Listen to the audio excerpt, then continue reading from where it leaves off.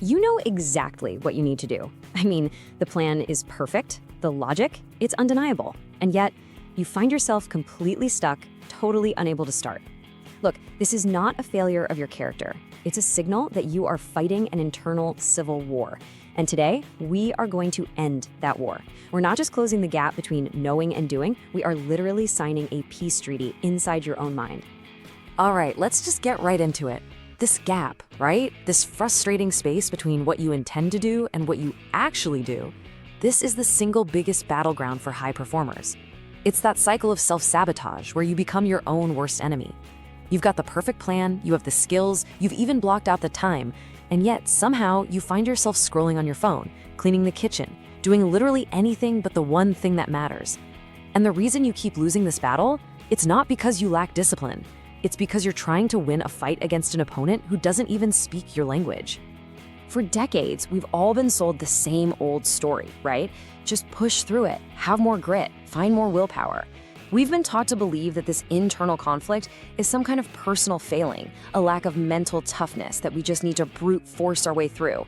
I mean, every productivity book says the same thing, just try harder. But what if that entire strategy, what if it's been fundamentally wrong from the very beginning? No, absolutely not. The more willpower strategy is kind of like trying to yell louder at someone who speaks a different language, just hoping they'll eventually understand you. It's not just ineffective, it is biologically exhausting. The real problem here isn't a lack of will, it's a conflict of systems. It's basically a design flaw in how we're trying to operate our own minds. Okay, and here is the absolute game changer. Your brain isn't one big unified command center. It's actually a complex organization of different systems that evolved for different reasons. And, well, they often have competing agendas. That feeling of being stuck, that procrastination, it's a biological signal that two of your core systems are in direct opposition. This is not you being lazy, this is a full-blown neural civil war. So let's meet the two warring factions inside your head. On one side, you've got your prefrontal cortex. Think of it as the modern, logical, conscious CEO part of your brain.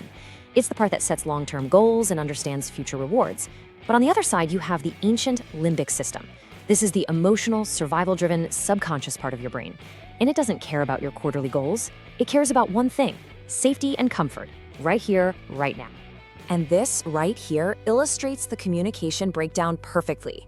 Imagine your prefrontal cortex is the calm navigator speaking English, holding the map, and pointing to the destination. That big promotion, that finished project.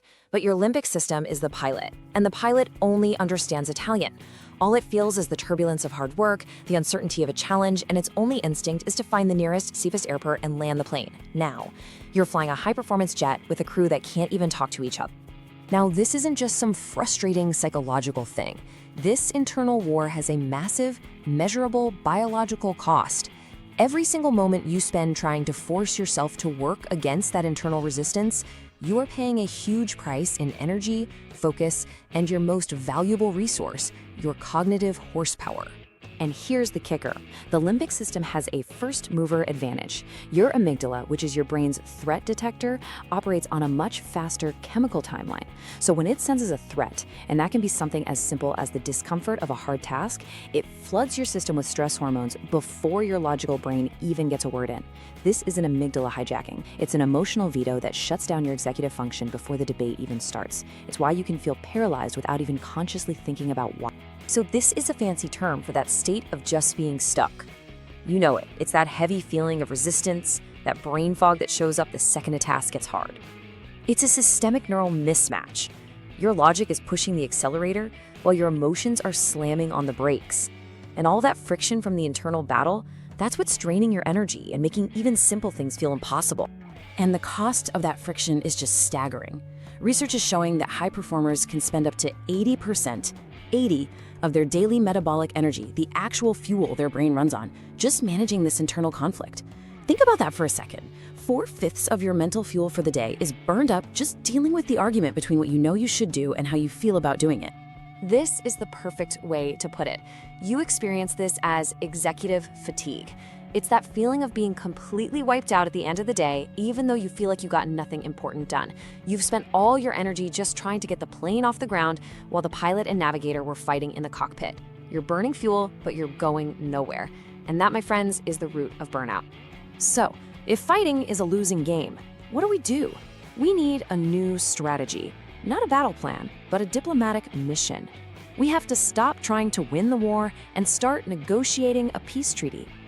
This is the Neural Integration Protocol, and it's designed to resync your brain and get both systems working together as a unified team.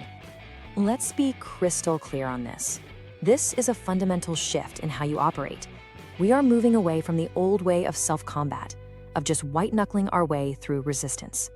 The goal is no longer to crush or ignore your emotional brain. It's to understand its language, acknowledge its needs, and integrate it into your plan. We're going from being a dictator to a diplomat. Okay, so this peace treaty has 3 core parts. First, the somatic scan.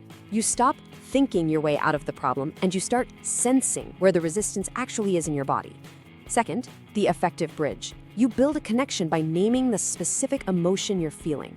And third, the reward logic loop.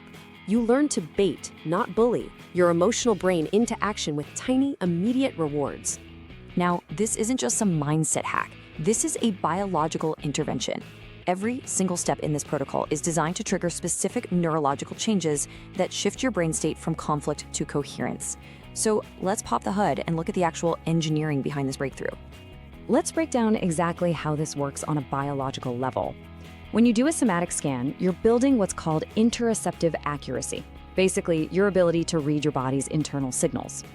Then, when you name an emotion, a process called affective labeling, you engage something called vagal braking, which physically calms your nervous system down. And here's the big one. This act literally deactivates the alarm center of your brain, the amygdala. With consistent practice, you are physically strengthening the neural highway. It's a fiber bundle called the uncinate fasciculus that connects your logical and emotional brains. You're literally building a better communication network. So what does all that sciencey talk actually mean? It means the simple act of putting a name to a feeling, of saying, I am feeling overwhelmed or I am feeling afraid, physically shifts the energy center of your brain.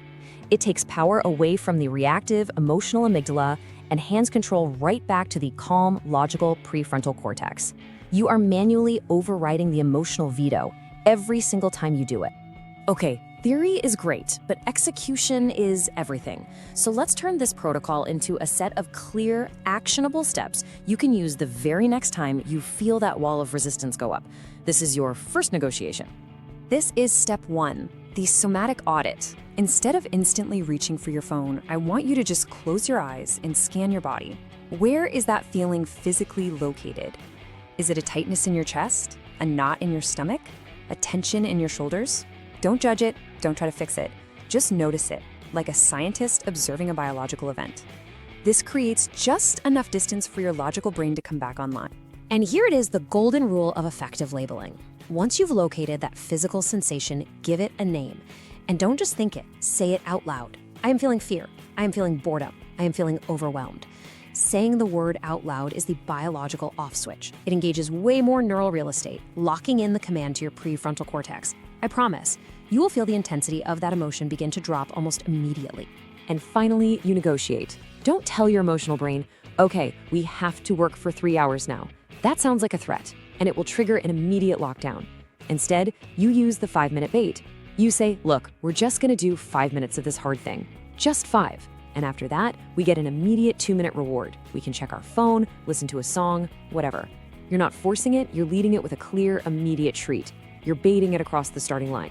When you start to practice this, you shift from being a battlefield commander trying to manage a chaotic war to being the integrated leader of a high-performance system.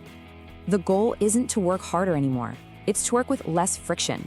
It's to arrive at the end of the day not exhausted from the internal fight, but energized by aligned, effective action.